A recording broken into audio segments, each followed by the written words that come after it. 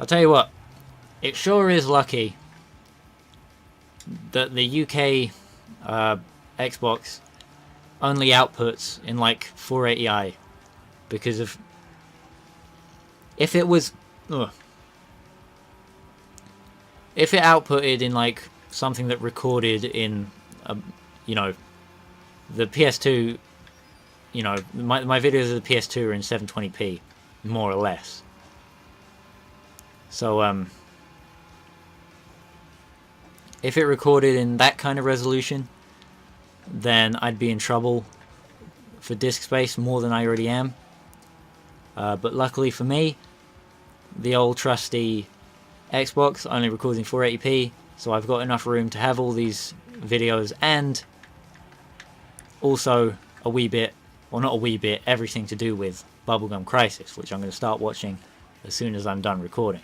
Because I downloaded Mary and the Witch's Flower, Meijo to Hana, Mary to Meijo no Hana, or whatever, and unfortunately discovered that it was the English dub. And not only was it the English dub, the resolution was fucking awful.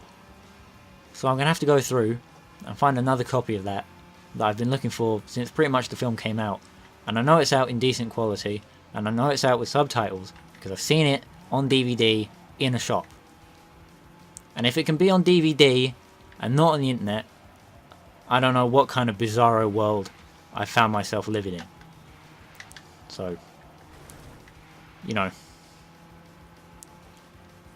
definitely improvements need to be made. Improvements also need to be made to the AI of this game.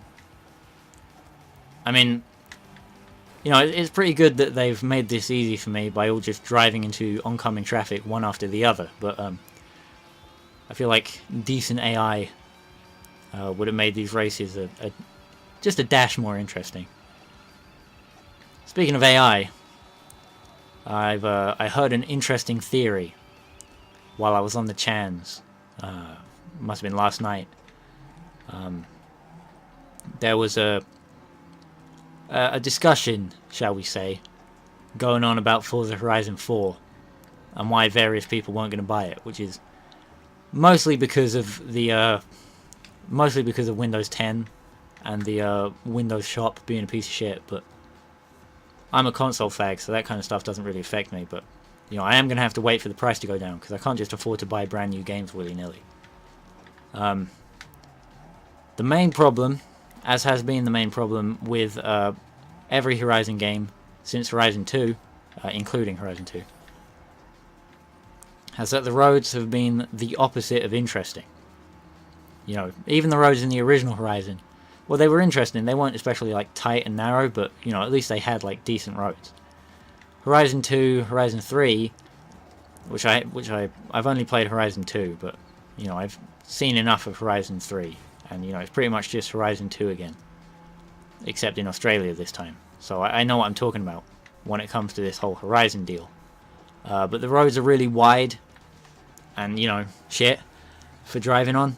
And a lot of people think this is just to accommodate the retards that just scream around in the latest brand new Lamborghini or whatever, and don't really care enough to brake or anything. But the theory is that actually the roads have to be so wide and shit for driving on because of the AI lifted directly from Forza Motorsport couldn't handle, you know, narrower roads.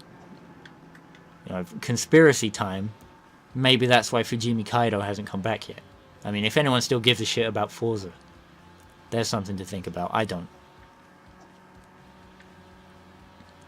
I don't really give a shit about anything, to be edgy.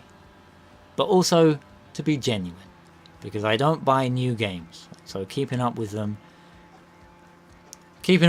outside of things that can be used to deride and insult them is something that I don't particularly do. You know, kind of like how I'm completely uninterested in Assetto Corsa Competizione, but I know that the tyres have no grip on any surface at any speed.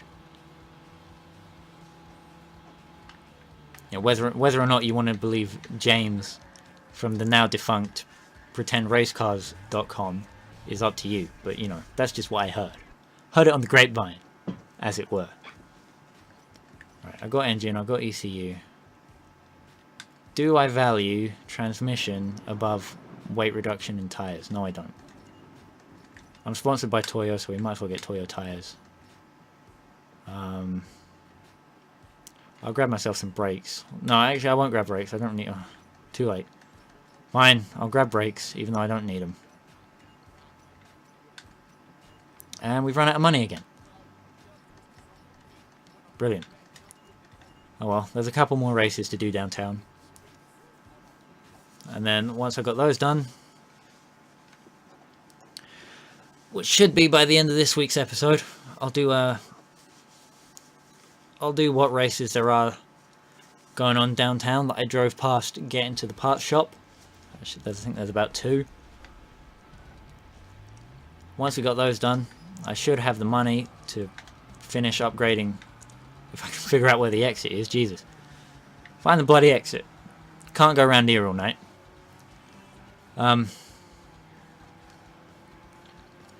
Yeah, once I've got those 2 races done, I should have enough money for, what was it that I didn't put on the car yet? Transmission? It's like transmission and something else. Oops, don't want to accidentally go on the motorway. But once I get those extra bits on, then I can chuck a body kit at this poor little thing. Some rims, maybe, if I can afford it. Bit of a paint job. And then, hopefully, we'll be able to attack the Underground Racing League next week. Although I am going to have to get a shift on, so... if I could find these races sharpish-like. Otherwise we might not be able to get a chance to have a go. And it will all be because I decided to drive my stupid fucking Peugeot instead of just sticking with my Toyota like a smart boy would. Oh, hello. Here's a Street X race that I tried doing probably about 2 weeks ago now that I just couldn't hack. So let's see how the Peugeot does. The answer's probably going to be not quite as good. Although, looking at this competition, we might, or not, or maybe, or not, or could, or couldn't. I'm keeping up with them. It's up in the air. Who knows if I'll be able to win or not. Alright, looks like I might be able to win. Oh no, shit. That was a fuck up. I forgot I was racing more than one car. Alright, looks like I might not have it. Although, I could try reeling them in. Here we go. Everyone's watching with bated breath. A little bit of left foot braking to get myself around the corners. Keep the revs up.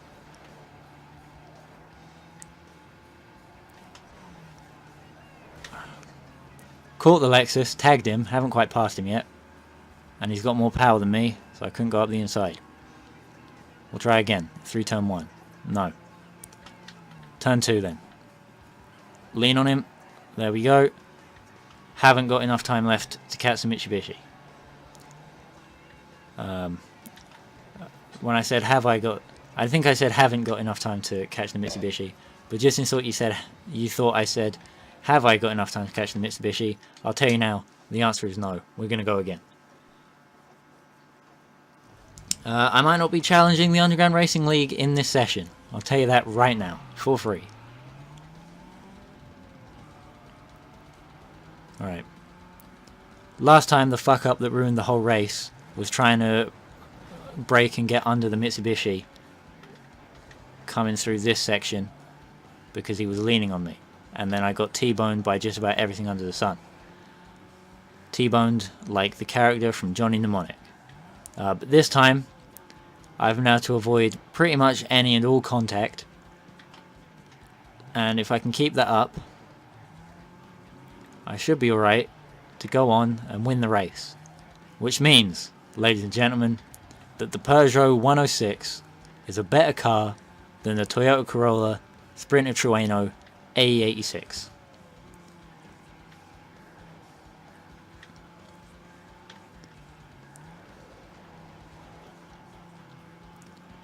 When I said 86, I meant 86. I don't know why I said 86.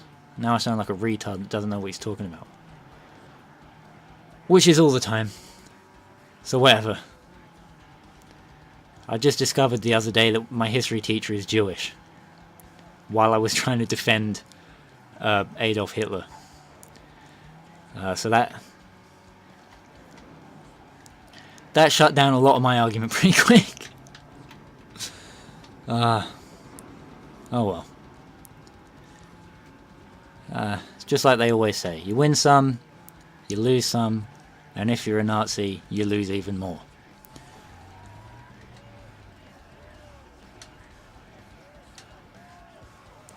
Right, should be able to get one more race in before I jump back to the parts shop, because I won't have enough, probably won't have enough money to get everything. So we'll just see what we can do here. And it's annoying. Roof scoops. Yeah, I think I should be able to make this thing into a rally car. I'm pretty sure this was a rally car at one point, so I'll look up a picture of it as a rally car and see what we can do about making it look like one.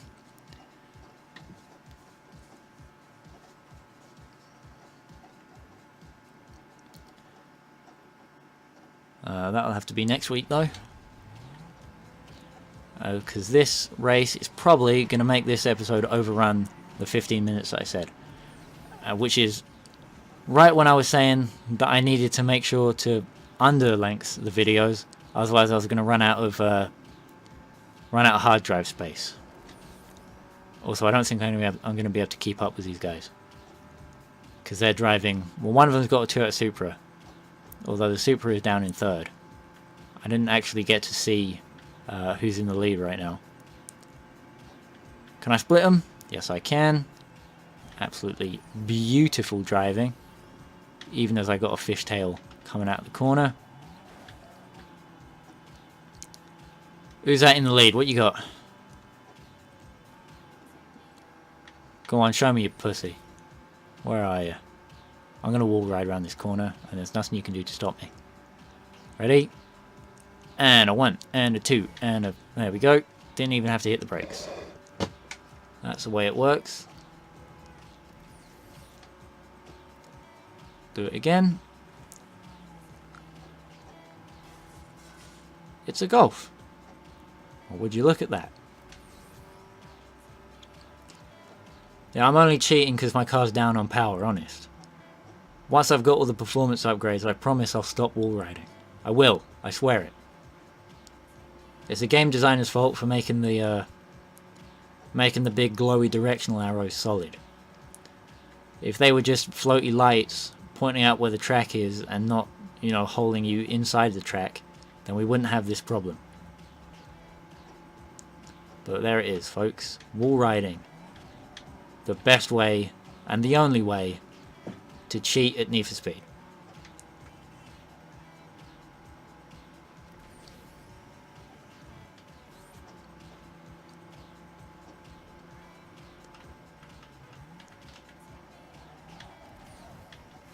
See, I told you I wouldn't do it anymore. Once my car was up to speed. I'm a trustworthy kind of guy. Oh shit. I should have cheated. Alright, held him off. There we go. And that's the end of this week's episode. Next week, chuck some more bits on the Peugeot. Maybe get some paint done. See if I can get it looking like a rally car without looking at any pictures of a rally car.